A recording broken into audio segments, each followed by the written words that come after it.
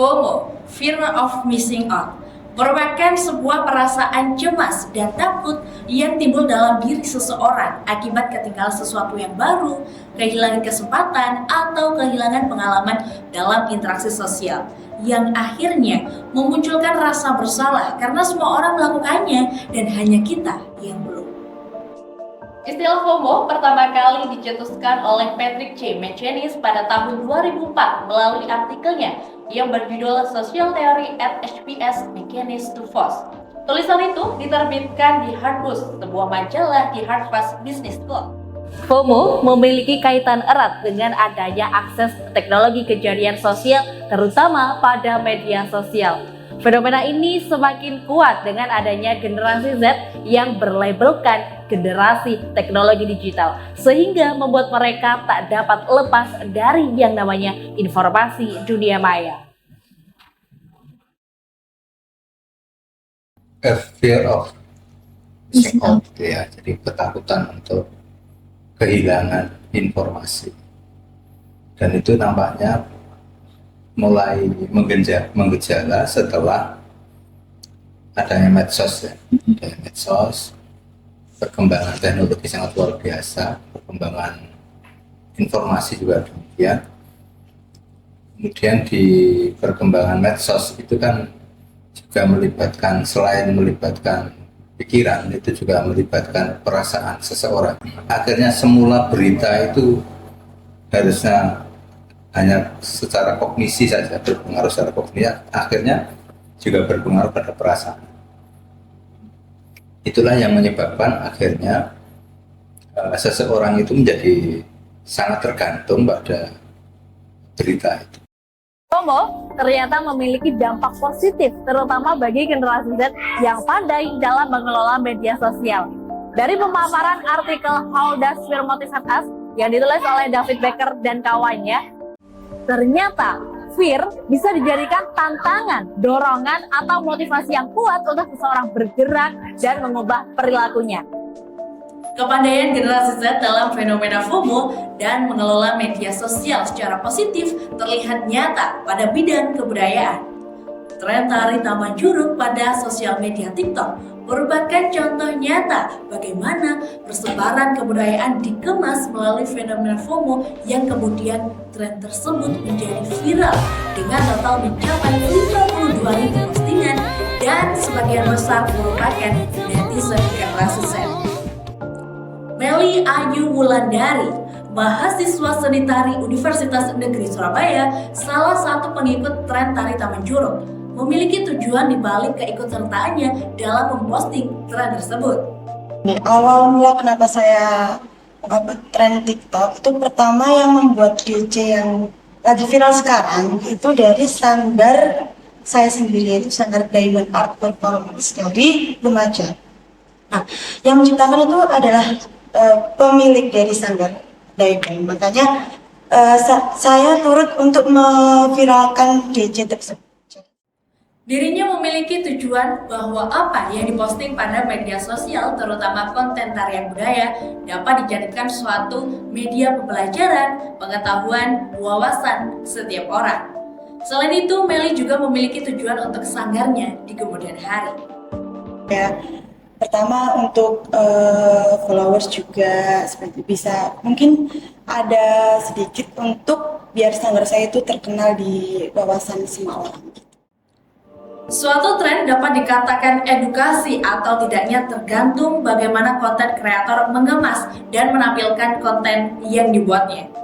Dapat dikatakan bahwa tren tarian taman juruk juga merupakan sebuah konten edukasi, karena di dalam konten tersebut terdapat bagaimana teknik tarian itu dilakukan. Hal ini sesuai dengan apa yang disampaikan oleh dosen tari Nusantara Universitas Negeri Surabaya, Eni Wahyuning Handayani. Kalau saya mengatakan saya pribadi itu hanya bersifat hiburan, edukasi nomor sekian. Tapi kalau yang khusus edukasi itu biasanya ada waktu, misalkan ya tari taman juruk itu misalkan ada tutorialnya bagaimana tari taman juruk, itu sudah masuk ke edukasi, ranah edukasi. Tapi kalau hanya sekedar dia berlenggak-lenggok ya mengikuti irama tangan juru itu, saya rasa itu adalah sebuah hiburan. Tak hanya dari Gen Z pengikut tren, beberapa dari generasi Z yang lainnya bahkan memanfaatkan passion yang dimilikinya. Bunga Ervina dan Syabila Tasya, mahasiswa yang bukan dari latar belakang pendidikan seni, namun memiliki passion dan ketertarikan bidang tari, turut menjadi pelatih suatu komunitas sanggar tari, yaitu CR Dance Community. Menjadi pelatih dari suatu komunitas dan ketertarikan akan kesenian tari tetap membuat mereka aktif dalam mengikuti setiap tren dan mempostingnya pada akun media sosial. Kalau itu kan sekarang lagi yang ramai itu TikTok ya.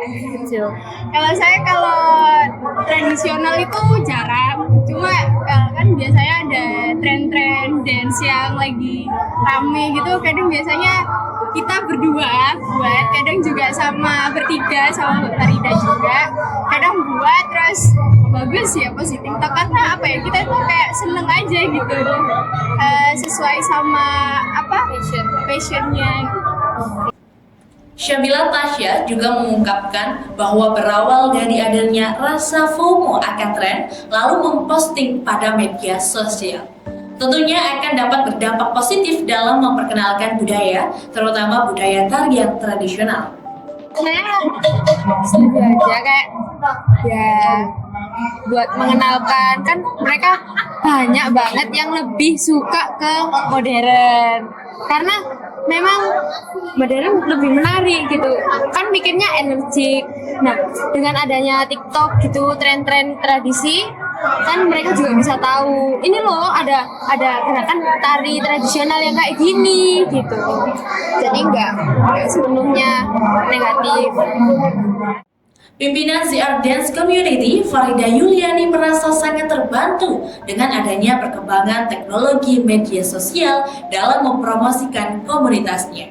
Selain itu, pemanfaatan fenomena FOMO juga dijadikan sebagai tantangan bagi anak didiknya untuk dapat terus berlatih dan berkembang. Untuk yang lagi tren Taman Juruk itu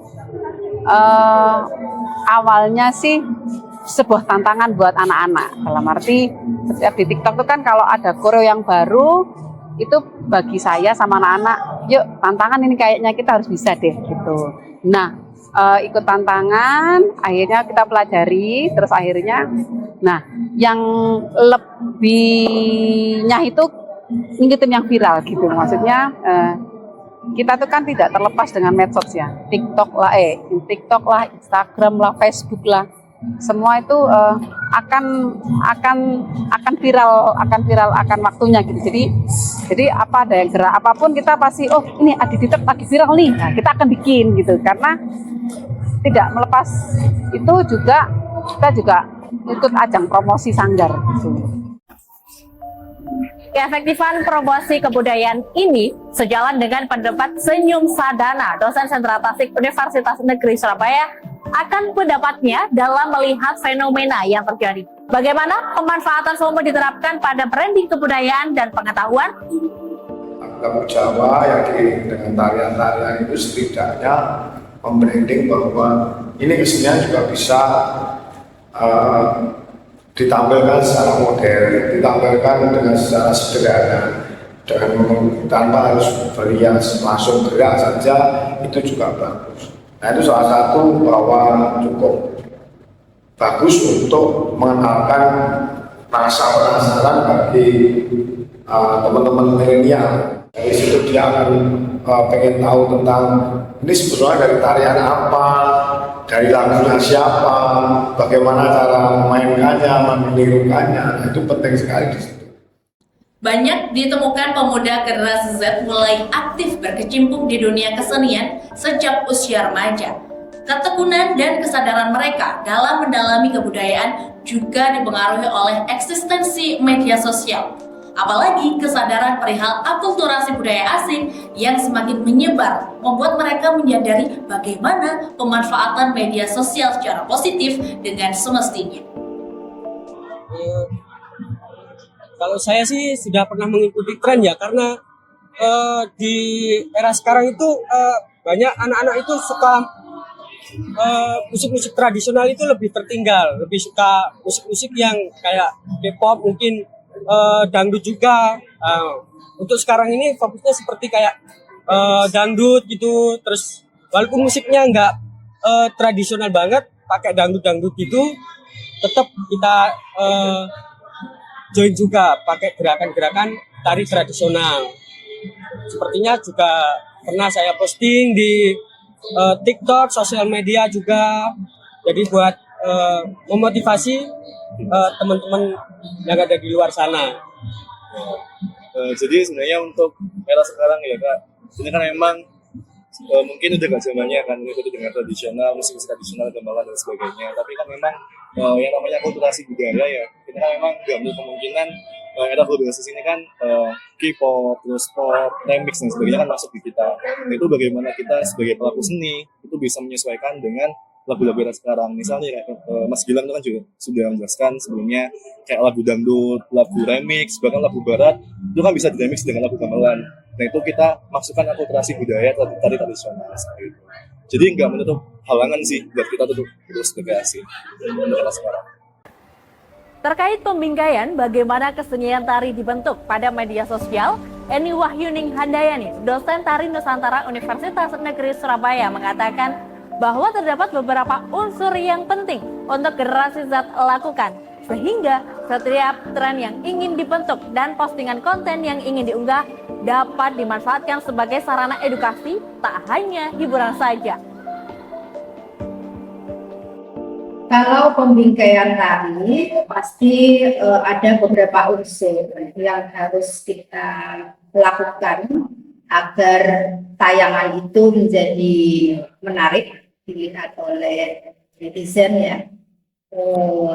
Yang jelas harus mengutamakan yang namanya estetika dan etika. Yang ketiga adalah mengutamakan kualitas isi dari tayangan tersebut. Itu caranya agar tayangan itu bisa dinikmati oleh netizen yang bersifat positif mestinya ya. Nah di situ tayangan itu pasti ada yang bertujuan untuk yang bersifat edukasi, ya kan? Atau ada juga yang bersifat hanya untuk hiburan saja. Kemasannya pasti berbeda. Gantung mau yang mana memilihnya. Sebagai generasi Z sekaligus pelaku kesenian budaya yang tergabung sebagai anggota komunitas di Mark Dance Theater, Adimas menanggapi mengenai pelabelan negatif FOMO pada remaja yang selalu mengikuti tren pada media sosial. Dirinya menyanggah bahwa itu semua perihal bagaimana perspektif setiap orang yang terlibat. Sebenarnya untuk permasalahan FOMO atau enggaknya itu kan tergantung persepsi masing-masing orang ya. Ada positif atau negatif. Positifnya kita kayak ya mereka FOMO ini kan berkreasi, mereka berekspresi. Nah negatifnya mungkin mereka beranggapannya bahwasanya FOMO ini kan mereka yang udah ada. Mereka nggak mau ketinggalan. Nah justru kalau memang kita memandang dia perspektif yang lain, kita tahu bahwasanya oh ya nggak apa-apa dong mereka FOMO, tapi kan yang penting halnya negatif. Bisa kayak tadi tarian, terus kita juga lagu-lagu nge-cover dan sebagainya itu kan ya nggak apa-apa kita FOMO kan, tapi kan porsinya kan pasti beda-beda dan pasti kemampuan setiap orang beda-beda. Jadi menurutku pribadi untuk FOMO ya nggak masalah sih selagi positif.